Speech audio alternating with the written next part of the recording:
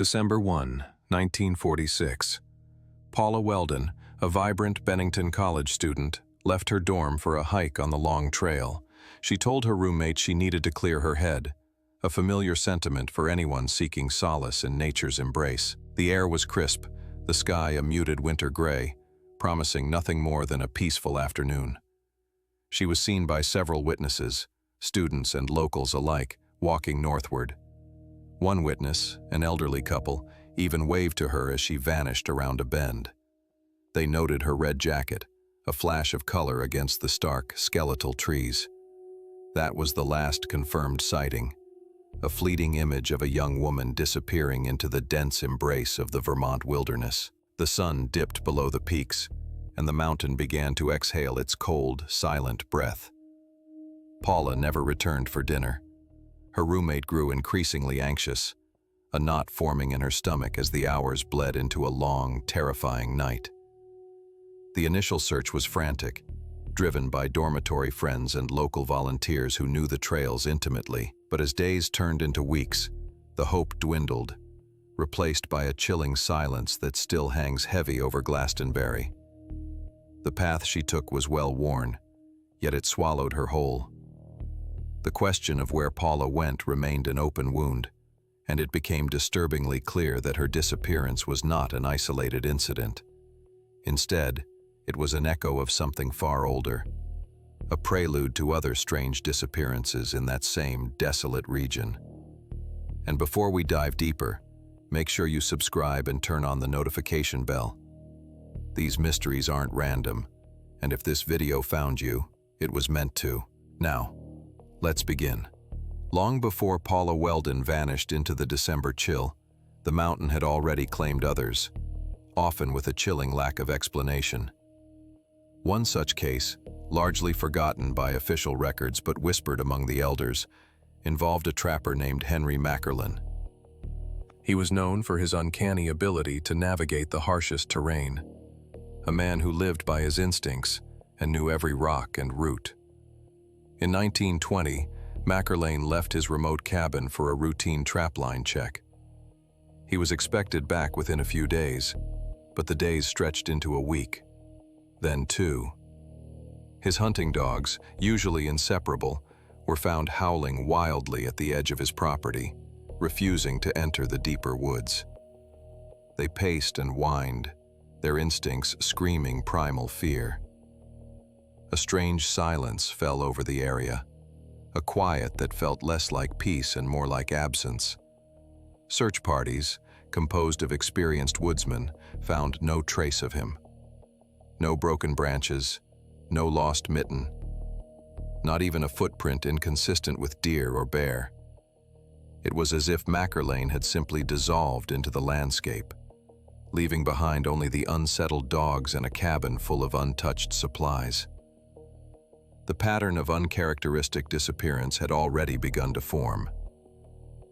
These earlier incidents, often dismissed as accidents or unfortunate encounters with wildlife, began to weave a tapestry of unease, pointing towards something unsettlingly methodical that still demands exploration.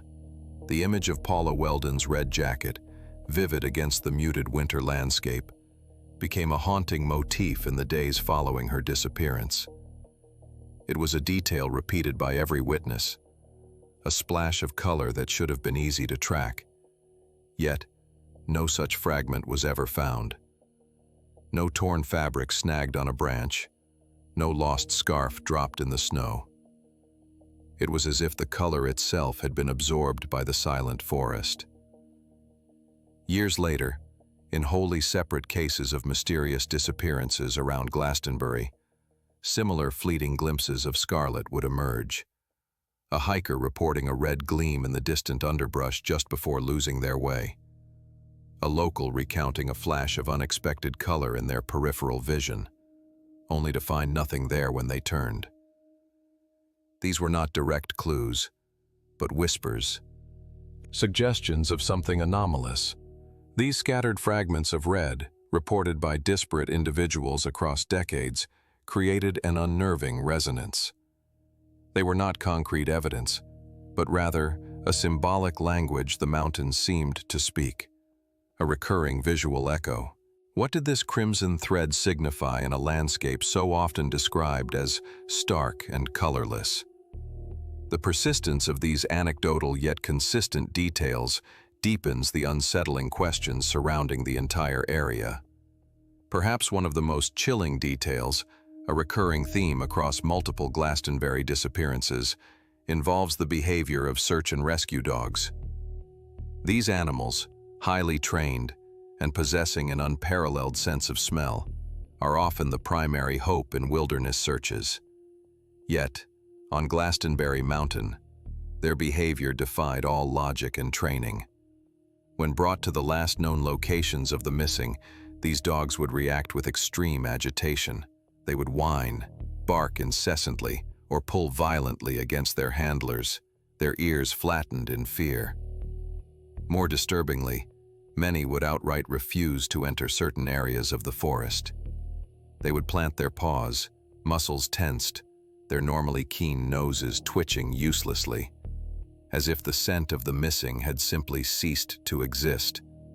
Or, worse, as if something else entirely permeated the air, something terrifying beyond their comprehension. It wasn't just a lost trail, it was a refusal to track, a visceral animal response to an unseen barrier.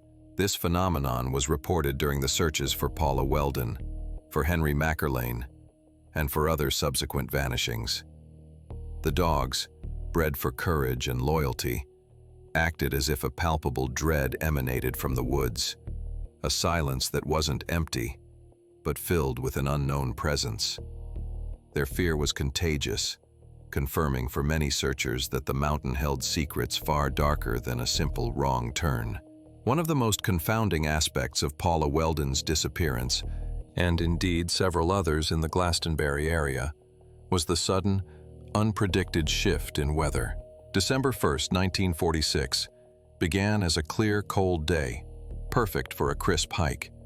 Yet, within hours of Paula last being seen, a blizzard materialized out of nowhere.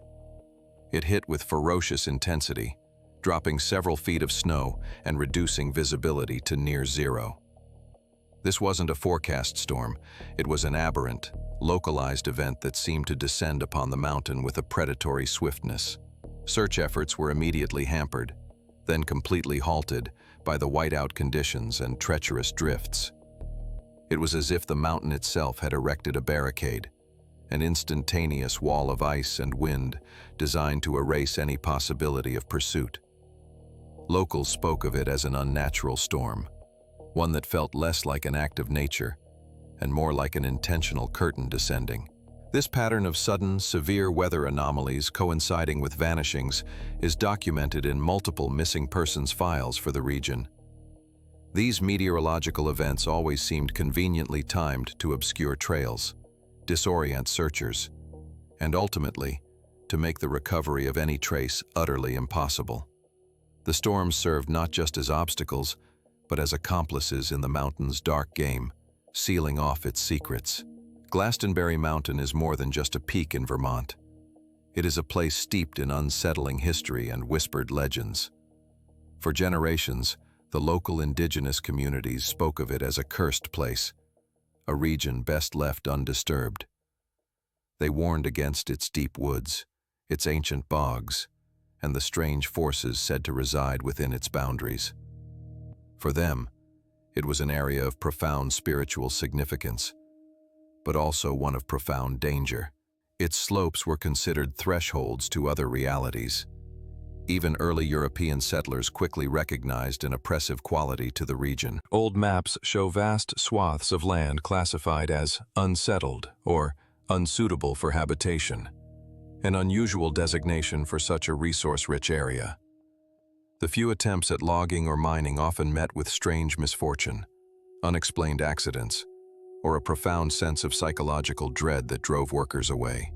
It was a place acknowledged by cartographers and locals alike as different. The mountain's topography itself is a labyrinth of dense forests, sudden ravines, and confusing natural formations, making it easy to become disoriented even for seasoned trackers. But it was the persistent feeling of being watched, the inexplicable sounds, and the profound silence that truly marked it. Glastonbury wasn't just wild, it was a known unknown, a territory where the rules of civilization seemed to dissolve into something primeval and inscrutable. One of the most bizarre and chilling accounts connected to the Glastonbury vanishings involves a man named James E. Tedford. A World War II veteran, Tedford was traveling by bus in 1949 from St. Albans to Bennington, en route to visit relatives. Around the time the bus passed through the Glastonbury vicinity, Tedford vanished from his seat. A bus full of witnesses confirmed he was present at the last stop before the mountain stretch. But when the bus reached its destination, Tedford was gone. His belongings were still in the overhead rack. His bus ticket lay on his empty seat, and his money was untouched. It was as if he had simply dematerialized mid-journey, leaving no trace, no struggle, no explanation. The other passengers, confused and disturbed, could offer no insight, only bewildered denials. The bus had made no unscheduled stops, and the door was not opened. The phenomenon defied all logical explanation, a true vanishing act. Tedford's disappearance became a dark footnote in government files, a case so inexplicable it was almost immediately filed away. His story, however, reverberated through local lore, deepening the mystery surrounding the area. It wasn't just hikers anymore. Even those simply passing through were at risk, hinting at a pervasive and indiscriminate quality to the disappearances. This event, so impossible on its face, suggested a force at play that could defy the very laws of physics. The official search logs for the Glastonbury disappearances, when eventually made public, reveal a disturbing and consistent pattern: an abrupt cessation of effort. While initial searches were often intense, involving hundreds of volunteers and official personnel, they invariably ended with little explanation or resolution. The language used in these reports often shifted from active investigation to passive resignation, almost as if a line had been drawn, beyond which no further inquiry was permitted. Entries might detail exhaustive efforts for days, then simply state, "Search suspended," or "No further leads." There was rarely a comprehensive final report or a detailed explanation for why the operation was halted, especially when no body or meaningful clues had been found. It was a pattern not typical for cases involving missing persons, particularly when the circumstances were so inherently strange. This early termination of major operations left families and locals heartbroken and deeply suspicious. These truncated searches suggested an underlying directive, a quiet decision to classify cases as unsolvable, perhaps prematurely. The unanswered questions lingered, fueled by the terse official statements and the stark contrast between the initial frantic energy and the definitive, often sudden, silence that followed. It left a profound sense that something was being deliberately left unexamined, an unseen boundary enforced even on the search for truth. The true horror of Glastonbury Mountain doesn't lie in a single disappearance, but in the chilling repetition of details across seemingly unrelated cases. It's the way the search dogs react, the sudden, unpredicted storms, and that recurring flash of red. These aren't isolated incidents. They are components of a macabre pattern, weaving a tapestry of impossible vanishing acts.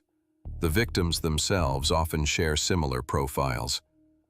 Lone individuals, often hikers or travelers, disappearing without a trace. These parallels extend beyond obvious environmental factors. Reports mention an inexplicable feeling of dread, a profound silence that descends just before a disappearance. Eyewitnesses occasionally describe shadowy figures, or a sense of being intensely observed. These aren't the products of isolated imagination. They are consistent threads in a fabric of unsettling occurrences. For those who study such cases, These commonalities scream of something systemic, something far beyond mere coincidence.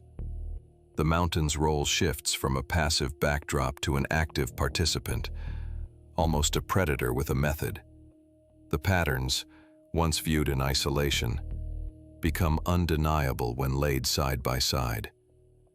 They suggest a deliberate collection of circumstances, rather than a random series of unfortunate events, indicating a hidden mechanism at play. Amidst the countless disappearances, one case stands out as particularly perplexing, that of a missing survivor.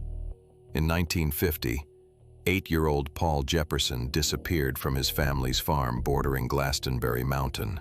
A massive search operation was launched, and for 3 days, no trace was found.